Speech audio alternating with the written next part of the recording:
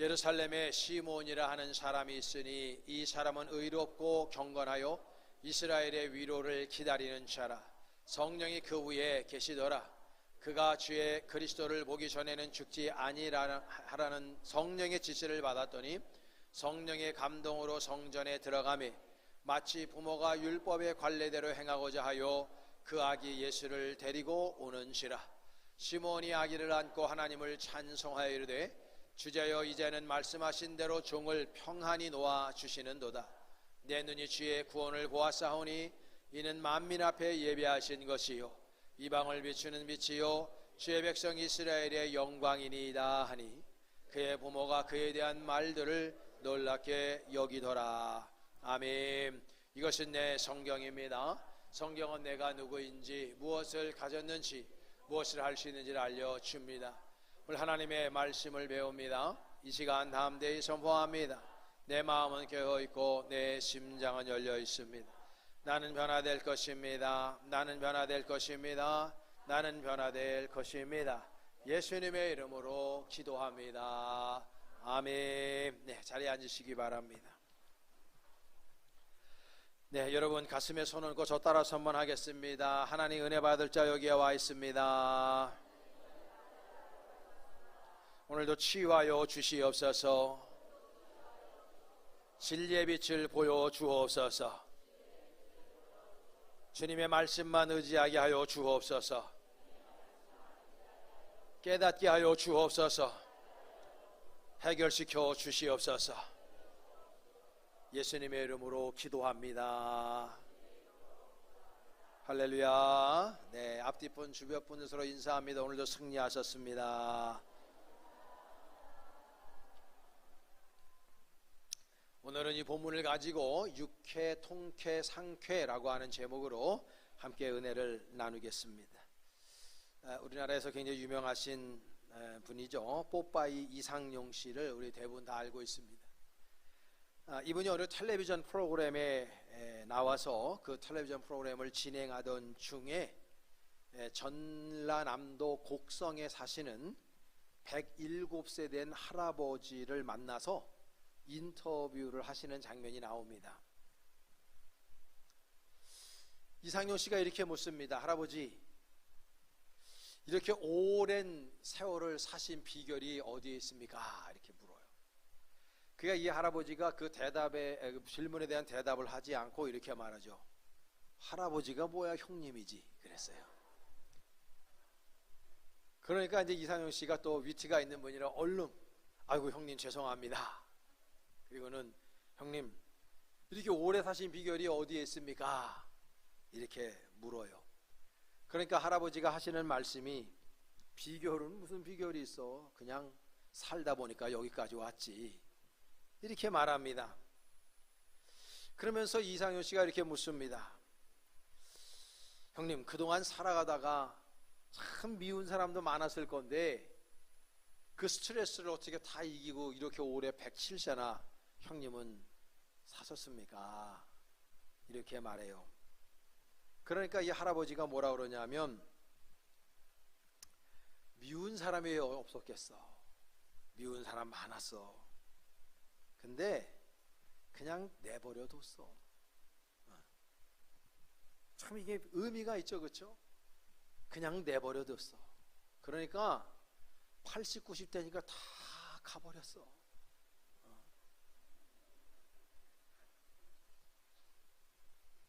그러면서 뭐라 그러냐면 미운 사람 있어도 그냥 즐겁게 오래 살면 돼. 절대 화내지 마. 그래도 화날 때는 웃어버려. 이상용 씨도 나이가 만만치 않게 드신 분인데 107세 드신 이 형님 그 말에 숙연해지는 거예요. 그래도 화날 때는 웃어버려. 지금 여러분들을 화나게 하는 사람들이 있습니까? 다들 있는 얼굴들이야. 이게 가만히 있는 거죠. 거기에 아멘하기는 그렇고. 지금 시대를 우리는 100세 시대다. 제가 보니까 지금 20대 정도 30대 되는 사람들은 100세보다도 120세에서 150세를 살 가능성이 많고요. 지금 여기에 앉아있는 우리 벌떼교인들 대부분의 교인들도 100세 이상 사실 분들이 대부분이라고 저는 봐요. 지금 이 시대는 죽기가 힘든 시대입니다. 아무나 못 죽어요. 죽을 만하면 살려요. 그렇게. 죽을 만하면 살려요. 어떤 할아버지가 숨이 꼴딱꼴딱 넘어가서 병원에 응급실 가는데 죽었어요. 그래서 그걸 덮고 영안실로 이렇게 끌고 가는데 할머니가 울면서 가는데 이 할아버지가 영안실 가다 말고 살아났대죠. 그래가지고 발로 할머니 발을 툭툭툭 치면서 나 살았다고 그러니까 이 할머니가 귓속말 대고 의사가 죽었다는데 왜 살아나냐고 그랬다는 거죠. 근데 지금은 죽을 만하면 살려내요. 사람이 죽기가 쉽지 않아요. 그 지금 100세 시대라고 그러는데요. 저 어렸을 적만 하더라도 꼬부랑 할머니 할아버지들이 동네에 꼭 계셨고요. 우리 교회에도 꼬부랑 할머니가 계셨어요. 내가 그분 성함은 지금 잊어버렸습니다. 옛날 교인들은 아실 거예요. 그래서 이 꼬부랑 할머니 할아버지 얘기는 옛 얘기가 됐어요. 지금은 뭐라고 하냐면 꽃할배, 꽃보다 할배. 그래서 여러분 뭐 이순재 씨라든지 이런 분들 있잖아요. 그런 분들하고 뭐 100일 수 없이 연세 많으신 오래된 탤런트들이 젊은 탤런트 데리고 유럽으로 여행 가서 티격태격하기도 하고 맛있는 거 잡숫고 하시는 그런 걸 프로그램으로 한 기억도 제가 납니다. 그분들 꽃보다 할배. 우리도 꽃보다 청춘 그래서 우리 어르신들 모시고 대접해드리곤 했지 않습니까?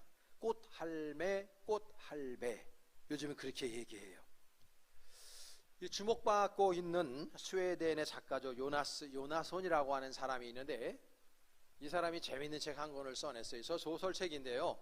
창문 너머 도망친 100세 노인이라고 하는 책을 썼어요.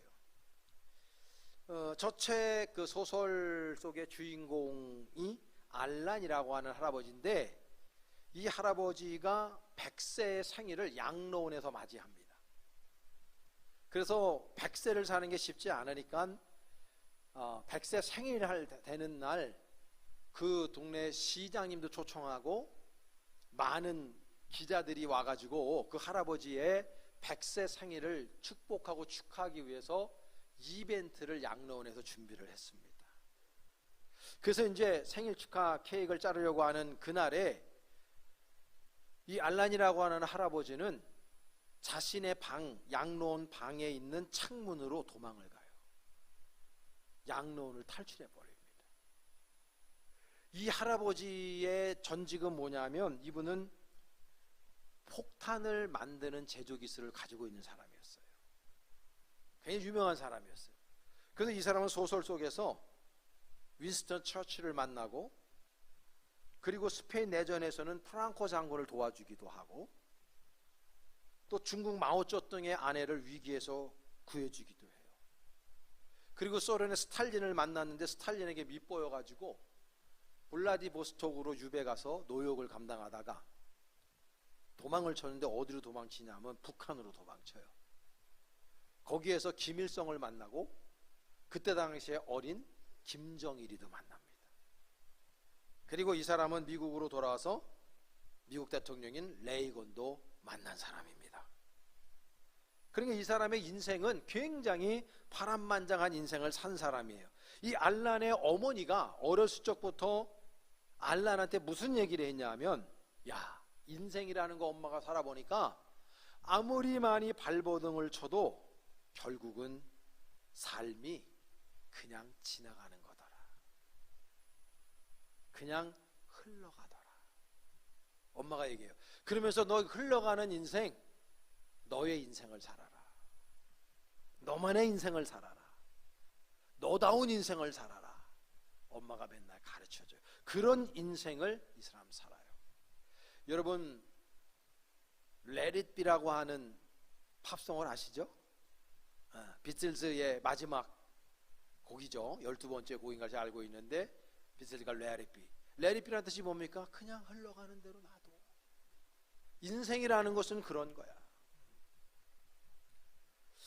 이 소설 속에 나오는 그 창문, 양로원의 방에 있는 그 할아버지 알렌의 창문은 사실은 정상적으로 인간이 드나드는 문이 아니죠.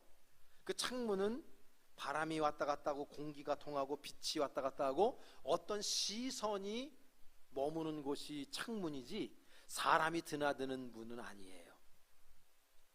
근데 이 100세를 먹은 이 노인이 자신의 100세 생일날 그 창문을 통해서 바깥의 세상으로 나갑니다. 요나선이 이야기하려고 하는 게 뭐냐면 갇히지 말라는 거예요. 당신만의 인생을 살라는 거예요. 그 창문 너머에는 미지의 세계, 그 창문 너머에는 또 다른 살아보지 않은 세계, 그 창문 너머에는 동경의 세계, 그런 세계가 펼쳐져 있으니 너는 그 창문 넘어서라도 그 세계를 너답게 살아봐라. 그래서 이 소설책에서 이야기하려고 하는 내용이 어떤 것에 얽매이는 삶을 살지 말고 너다움의 인생을 살아라. 유쾌, 통쾌, 상쾌한 인생을 살아라. 이걸 지금 이야기하고 있는 겁니다. 여러분, 남의 시선은 너무 그렇게 중요한 게 아니에요. 저도 한국 사람이지만은 대한민국 사람처럼 남의 시선을 엄청나게 의식하며 사는 민족도 드물다 생각해요. 장례 집전을 많이 하지만 장례식에 가면 화환이 쫙 깔려야 돼. 거기에 적어도 국회의원 한 사람의 이름은 있어야 돼. 대통령이 있으면 더 좋아.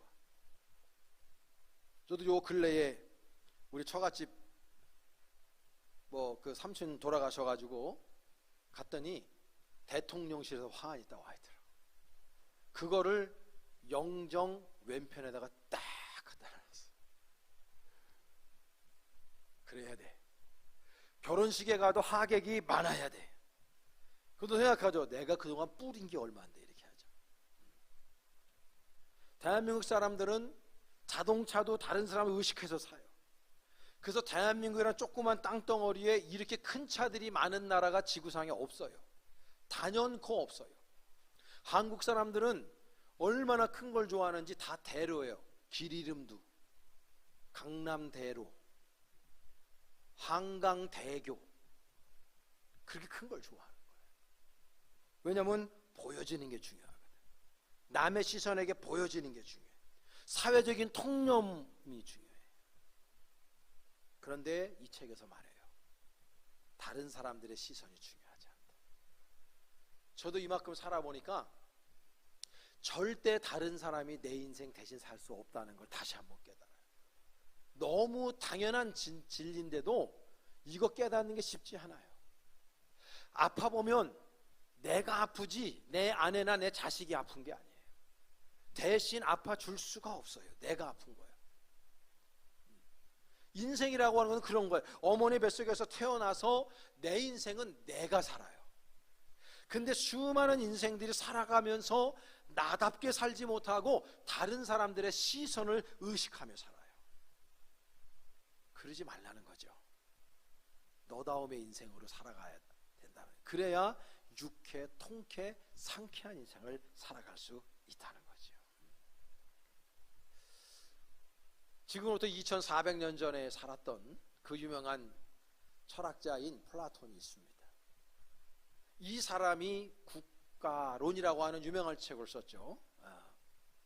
폴리테이아, 헬라어로는 그게 얘기하는데 이게 이제 거기서 정치, 폴리틱스가 나왔죠. 이 국가론에 보면 이제 7권에 가서 보면은 그 유명한 동굴 비유가 나옵니다.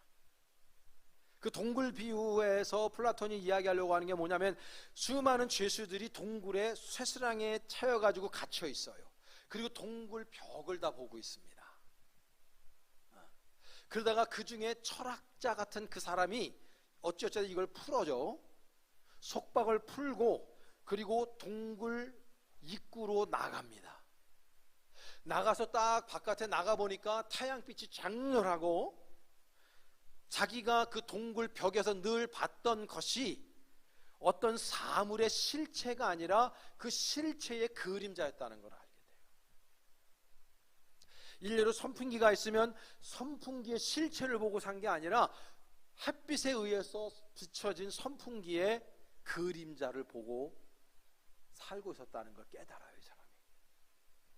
그래서 우리들이 지금 저 안에 있는 모든 사람들이 보고 있는 것이 허상이다, 그림자에 불과하다, 실체가 아니다. 근데 그거를 실체인 것처럼 착각하고 지금 저기에 살고 있는 사람들이 불쌍해서 들어와요. 다시 들어와서 그들에게 증거합니다. 야, 저 바깥에 나가면 태양빛이 장렬하고, 그리고 그 태양빛에 의해서 실체가 비춰지는데 지금 너희들이 보고 있는 건 실체의 그림자에 불과한 거야 라고 전파합니다. 그러나 그렇게 전파하는 사람을 미친놈 취급을 하죠. 쇠사랑에 채여있는 그 모든 죄수들이. 플라톤이 국가론에서 이야기하려고 하는 내용이 뭡니까? 인간은 허상을 쫓아 산다는 거예요. 진정한 실체를 보지 못하고 다른 사람들의 시선을 의식하고 사회적인 통념을 의식한 채 나다운 삶을 살지 못하고 있다니까. 무엇인가에 얽매여 있는 삶을 사는 거예요. 어떤 틀에서 나오지 못하는 인생들을 살고 있는 거예요. 그래서 인생은 다 불완전하고 온전치 못한 인생, 그리고 우리가 사실이고 우리가 진리고 우리가 정말 좋다고 여기는 모든 것들이 실체는 그렇지 않다라고 하는 것을 이야기하고 싶었던 거예요. 지금 많은 사람들이 어떻습니까? 진리를 깨달은 사람들이 진리를 이야기하면 돌멩이 맞아요.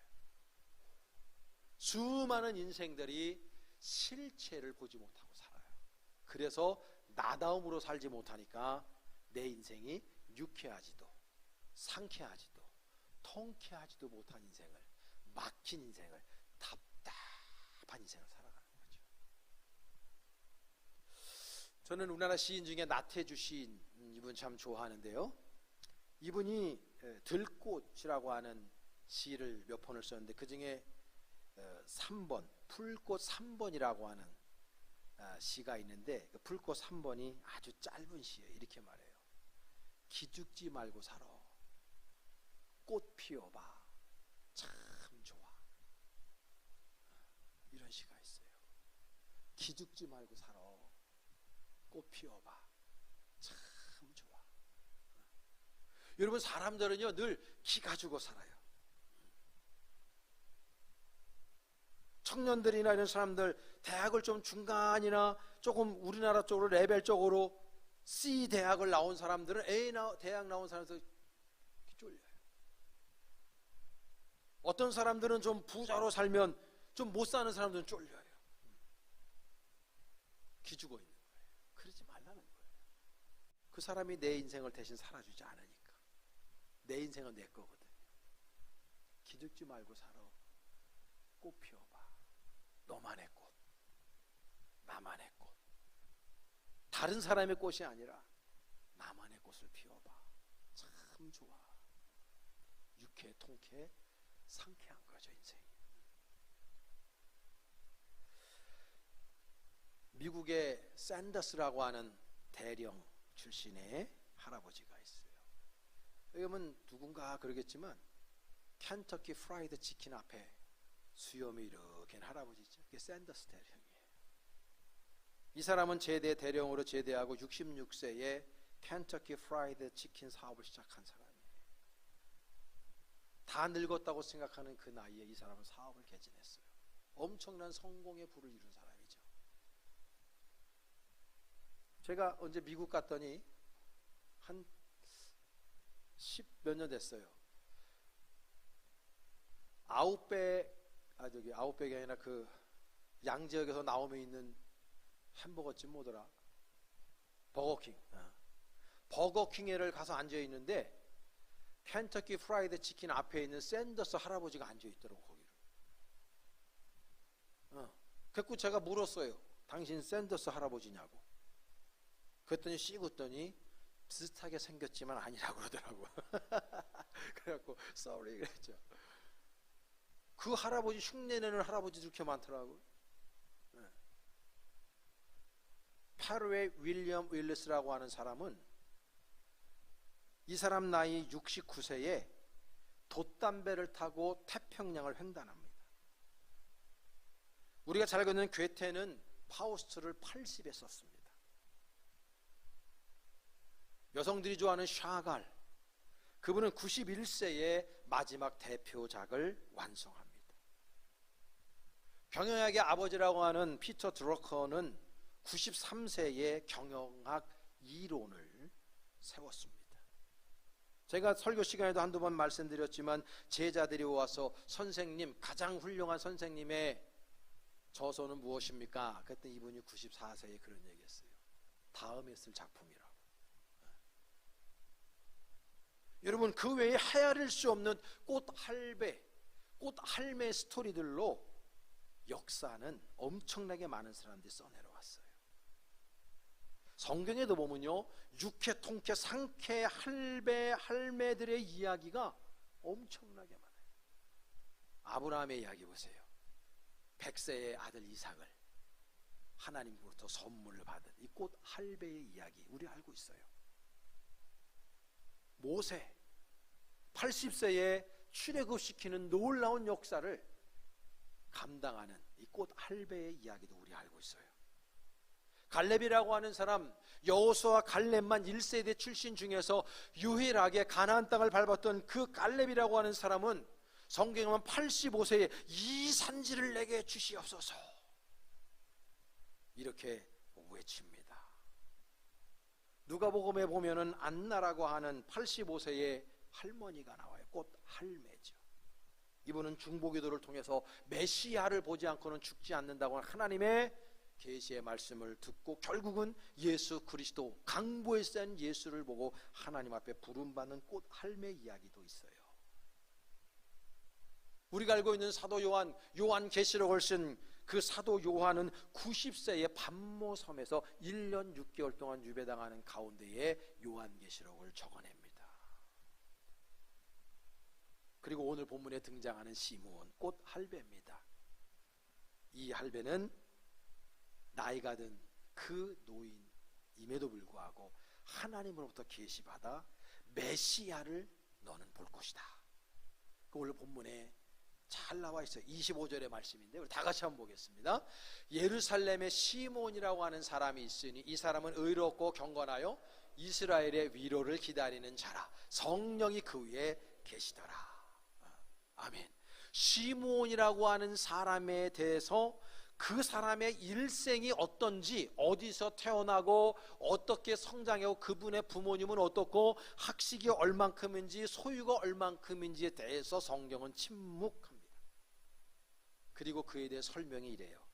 그는 의로운 사람이었고 경건한 사람이었고 그 사람은 이스라엘의 위로를 기다리는 사람이었고 그분 위에 성령이 있었더라.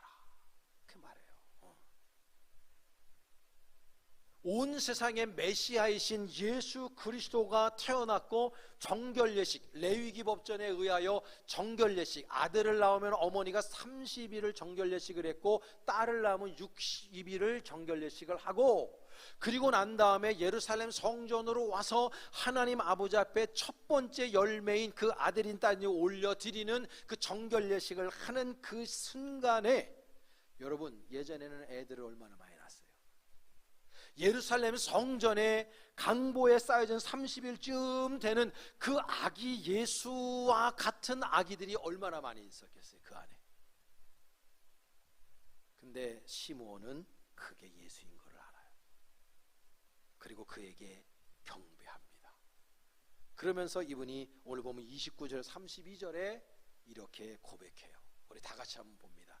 주제여. 이 주제여라고 하는 건 하나님을 얘기하는 거예요. 하나님이여, 그 뜻이에요. 시작. 주제여, 이제는 말씀하신 대로 종을 평안히 놓아주시는도다. 내 눈이 주의 구원을 보았사오니 이는 만민 앞에 예배하신 것이요 이방을 비추는 빛이요 주의 백성 이스라엘의 영광이니이다 하니. 할렐루야. 29절 말씀에 이제는 말씀하신 대로 종을 평안히 놓아주시는도다. 라틴어로 굉장히 유명한 말이에요. 눈크 디미티스. 눈크 디미티스. 나를 이제 자유롭게 하시는도다. 나를 이제는 풀어 놓으시는도다. 지금 그렇게 고백하는 거예요. 시므온도 어떤 것에 묶여져 있는 거예요. 그 묶여져 있는, 자신의 묶여져 있는 그 모든 틀로부터 해방되었다고 그렇게 고백하고 있는 겁니다. 여러분, 우리가 이 꽃탈배니 시므온처럼 유쾌통쾌 상쾌한 인생을, 나다운 인생을 살아가려면 어떻게 해야 될 것인가? 오늘 본문은 우리에게 그 아름다운 지혜를 두 가지로 말씀해 주고 있어요. 첫째 지혜는 뭐냐면, 하나님을 우리는 영원토록 예배하고 찬송해야 한다는 거죠. 여러분, 인생이 유쾌통쾌 상쾌함으로 하나님의 은혜 가운데서 즐겁고 행복한 인생을 살아가기 위하여 오늘 시므온은 우리들에게 귀한 메시지를 던져주고 있습니다. 오늘 본문의 28절에 이렇게 되어 있어요. 시므온이 아기를 안고 하나님을 찬송했다고 표현해요. 노익장입니다. 연세가 드신 분입니다. 시므온의 인생에 대해서 아까도 말씀드렸지만 성경은 침묵해요. 그분이 어떻게 산 인생인지 침묵하지만, 그러나 그분의 삶을 우리가 미루어 짐작해 보면 그분 안에도 눈물이 있었을 거예요. 기쁨도 있었겠죠. 그러나 아픔이 아마 더 많았을 거예요. 아버지로서 두 어깨에 짊어지고 살아가야 될 가장으로서의 삶의 무게에 왜 없었겠습니까? 그분도 울 때가 있었을 거예요. 괴로울 때 있었을 거예요. 인생의 광야를 만날 때가 있었을 거예요. 그렇죠? 그러나 그럼에도 불구하고 시므온은 하나님을 날마다 찬송하고 예배했다는 겁니다. 그래서 그의 인생이 유쾌통쾌 상쾌한 인생으로 살아가게 됐다는 거죠. 여러분, 하나님의 말씀이, 그리고 이 예배가 여러분들의 인생을 이끌어갈 수 있어야 할 줄로 믿습니다. 우리도 인생에 살아가다 보면 아플 때 있어요. 몸과 마음이 아플 때, 그리고 괴로울 때 있어요. 밤잠을 설칠 때 있어요. 입맛이 사라질 때 있어요. 그렇죠? 슬플 때 있어요. 고민스러울 때 있어요.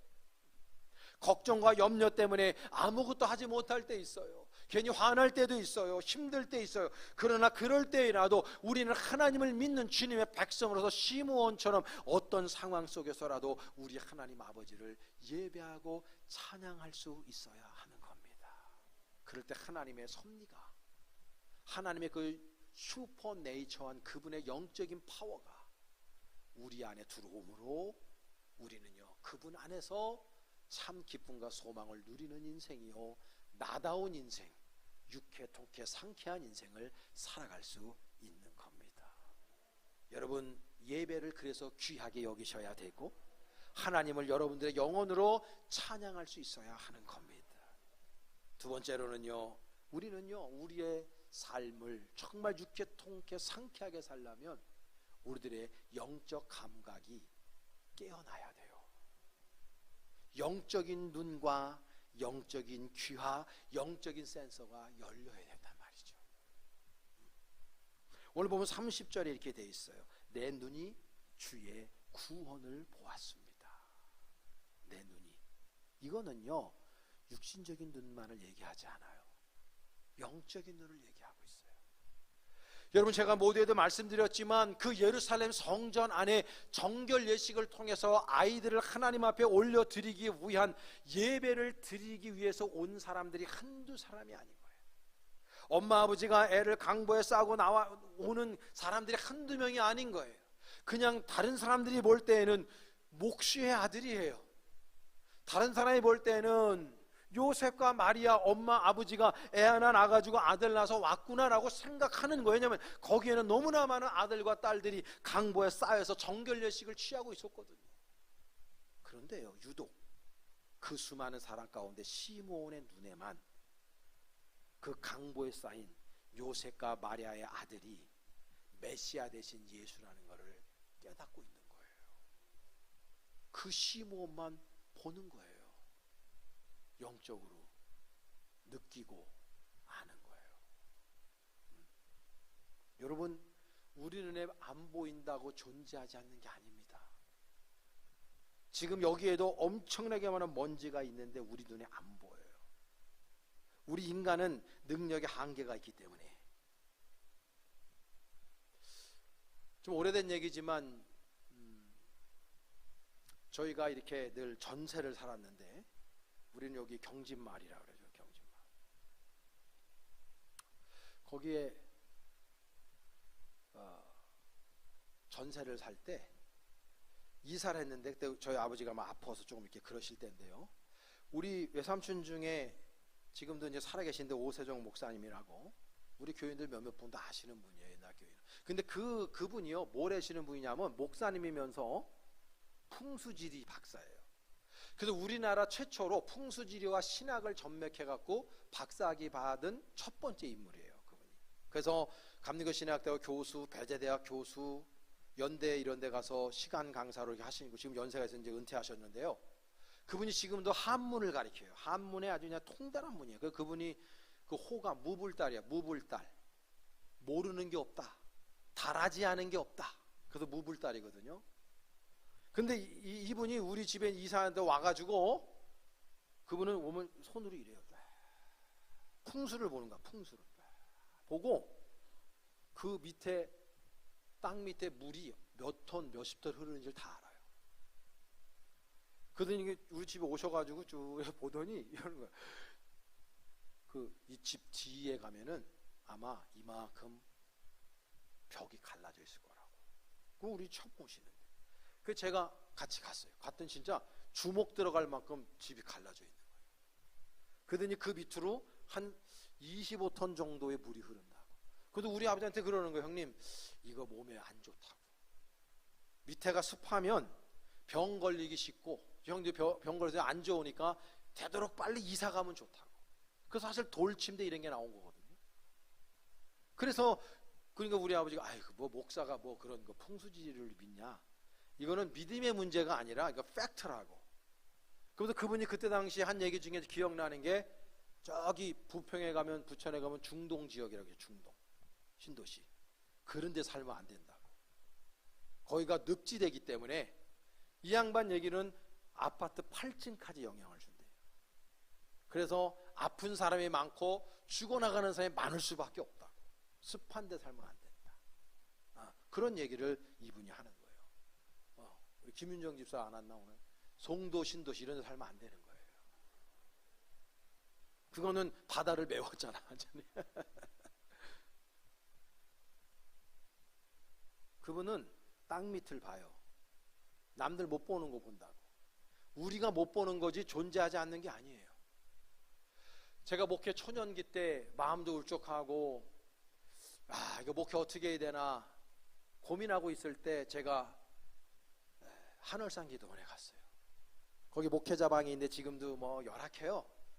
근데 거기 그냥 이렇게 목사님들 오시는 대로 이렇게 방을 들여보내는데 첫째 날 갔는데 다행히 아무도 없어도 혼자 잤어요. 그리고 둘째 날 됐는데 목사님 한 분이 들어오시는데 뭔 가방 같은 거 들고 오는데 딱 보니까 시골스럽기가 한량이 없어. 완전 시골 사람이야. 거의 스포츠 가리를 머리를 감는데 새까매가지고 그러더니 인사를 하는데 이제 밤에 같이 잠을 잘 거 아니에요? 잠을 자는데 이 양반이 땅꾼 출신이야.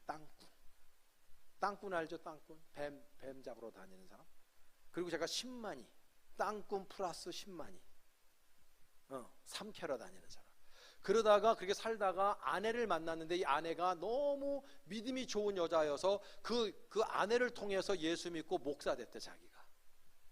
그 밤새도록 뱀 얘기 밤새도록 산삼 얘기 이런 거 하는 거예요. 그 내가 속으로 야 전도를 이렇게 열심히 하면 진짜.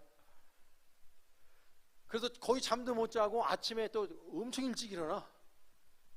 그러더니 날 데리고 한월산 기도원이 거기 잣나무 유명하고 막 그렇잖아요 거기가. 그 산을 날 데려가더니 목사님 이거는 가시오가피입니다. 이거는 더덕입니다. 이건 도라지입니다. 이거는 하수오입니다. 뭐 보니까는 다 먹는 거야 풀이. 내 눈에는 안 보이는데 그 사람 다 보고 다 먹는 거야. 먹지 못할 게 없더라고. 그러면서 이분이 뭔 얘기 하냐면 산삼이 어디 있는 줄 아냐 이거지. 모르는 사람들은 밑에서부터 훑어간다는 거죠. 그 바보나는 짓이라는 거죠. 전문가들은 절대 산삼은 7부 능선이나 8부 능선에 있다는 거죠. 절대 밑이나 꼭대기 없다는 거죠. 그런 거. 그 다음에 땅꾼이니까 자기는 그때가 한 2월 달이었는데요. 뱀이 어디에 또아리를 지금 뭉탱이로 틀고 있는지 딱 보면 안 돼. 그러더니 이렇게 보더니 일로 와보래. 뱀이 저기 한 몇백 마리 있을 거래. 가가지고 나무로 솔솔 타는데 술술 파지는 거야. 그래서 아우 이제 뱀 나올 것 같아가지고 그러지 마시라고 내가 겁나 아침부터 그러지 말라고 했더니 내가 땅꾼 출신인데 왜 겁내냐고 그래서 가만히 있으래. 그래서 펴더니 진짜 굴을 이렇게 두만큼 팠는데 그 안에 뱀들이 또아리를 들고 몇백 마리가 또아리 들고서 내가 아우 빨리 닫으라고 그랬고 흙을 덮고 왔다니까요. 그분이 그런 얘기 하더라고. 목사님, 뱀이 땅으로 많이 다니는 줄 알죠? 사람들은 땅만 쳐다보고 다녀요. 절대 그렇지 않대. 나무로 다니는 애들이 더 많대. 그래서 내가 생각해보니까 그래. 옛날에 우면선에서 올라가서 요때쯤 밤 따라 올라가면 꼭 뱀이랑 눈 마주치거든요. 밤나무 위에서. 그래도 떨어져가지고 팔 부러지네 다리 부러지네 많았거든. 아 그렇구나. 근데 그때부터 저는요 우면선 같은 데 올라가도 나무를 먼저 봅니다. 걔네들도 얘네들이요 꿀을 많이 먹어요. 뱀이. 그래가지고 그때쯤 돼서 이게 밤나무 밤 꽃 필 때 요럴 때 밤나무 잘못 올라가면 뱀하고 눈 마주칠 가능성이 많아요. 그러니까 땅만 쳐다보고 다니지 마시고 설교 시간에 별걸 다 얘기하는데 하여튼 나무를 보고 다니셔야 돼요. 제가 지난번에도 우리 교인들하고 우간다 갔었을 때 사파리 갔는데요. 사자 보는 게 로망이야. 사자 보고 오는 게 쉽지 않아. 엄청나게 비싸게 돈을 내고 갔는데 우리는 맨날 사자가 어디 살아? 땅에 살잖아.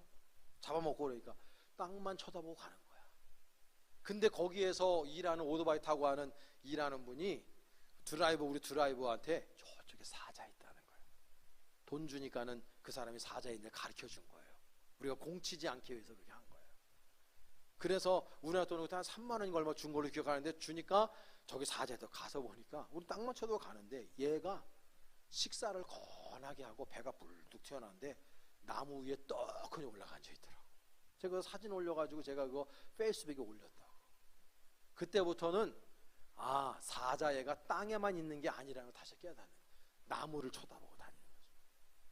그러니까 사람들은 땅만 쳐다보고 살아요.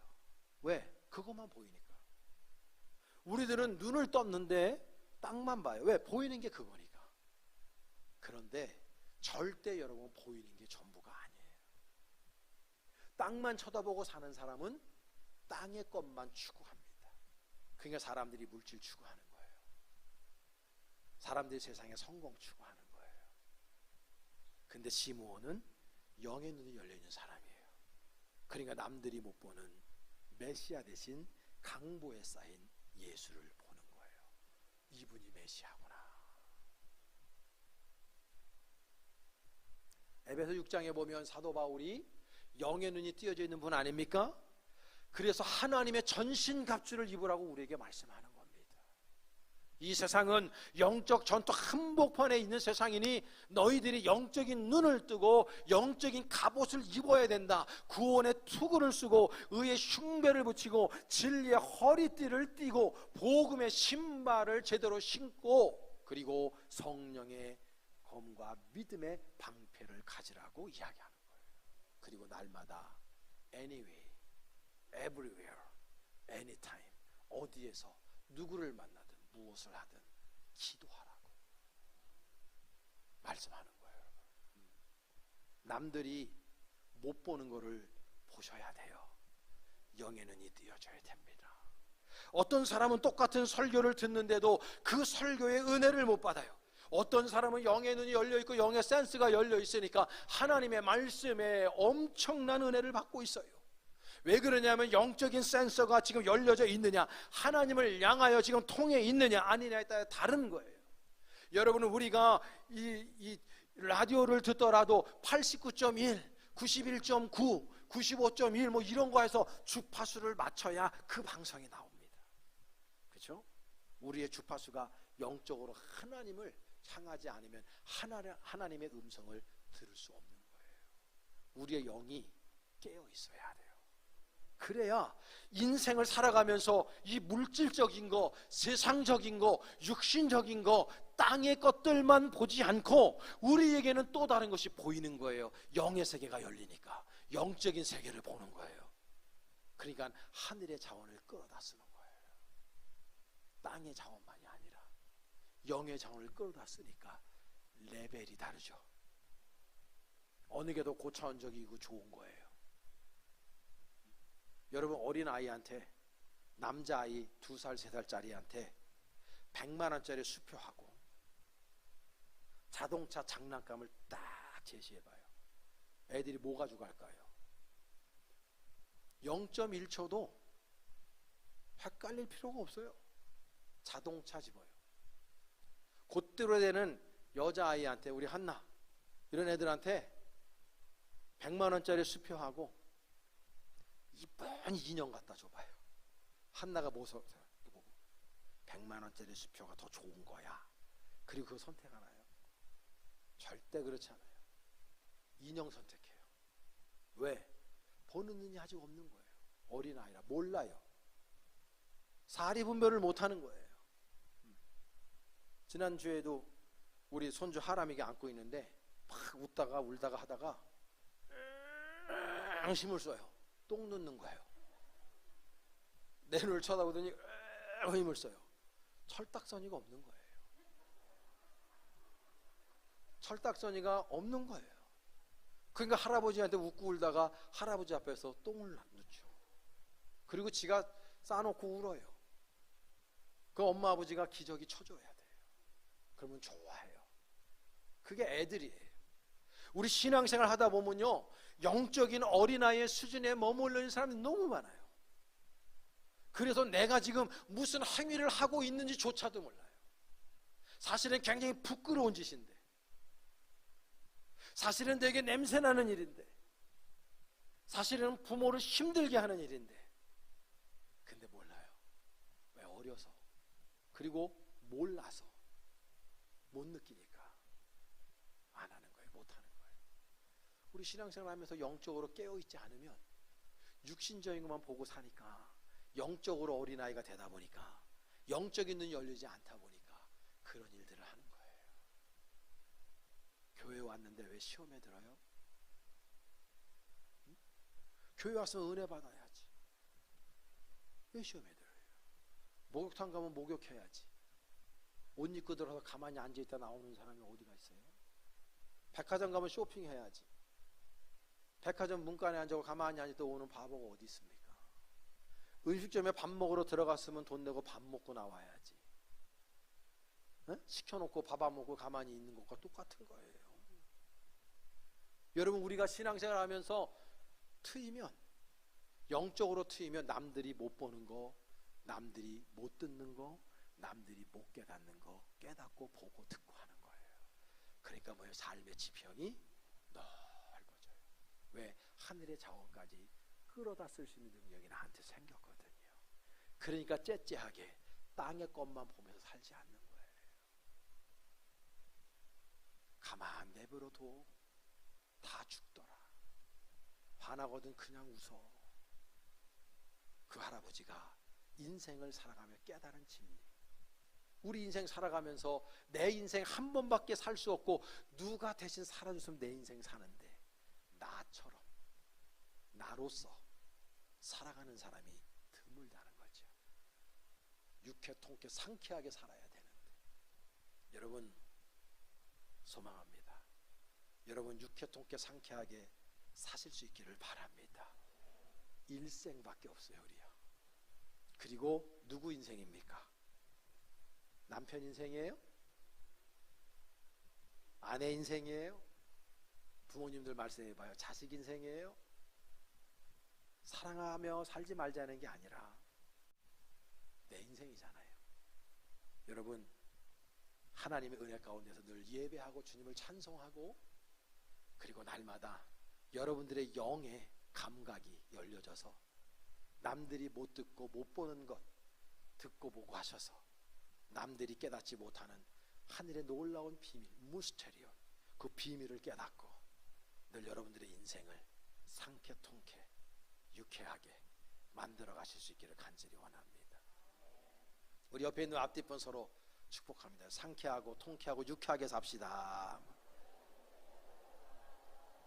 할렐루야. 영광의 박수 하나님께 올려드리겠습니다. 기도합니다. 하나님, 부족한 입술로 잠시 하나님의 말씀을 대언케 하셨습니다. 우리 사랑하는 모든 교우들이 일생 살아가는 동안에 시므온이 깨달은 진리의 말씀을 깨닫고 날마다 주님을 예배하며 찬송하는 인생이요, 영적인 센서가 열려 하나님을 보고 듣고 주님을 경험하고 느끼며 살아갈 수 있는, 그래서 유쾌하고 통쾌하고 상쾌한 인생, 내 인생, 나다운 인생, 그리고 예수 닮은 인생으로 살아갈 수 있는 복을 누리게 하여 주시옵소서. 예수님의 이름으로 축복하며 기도했습니다. 아멘.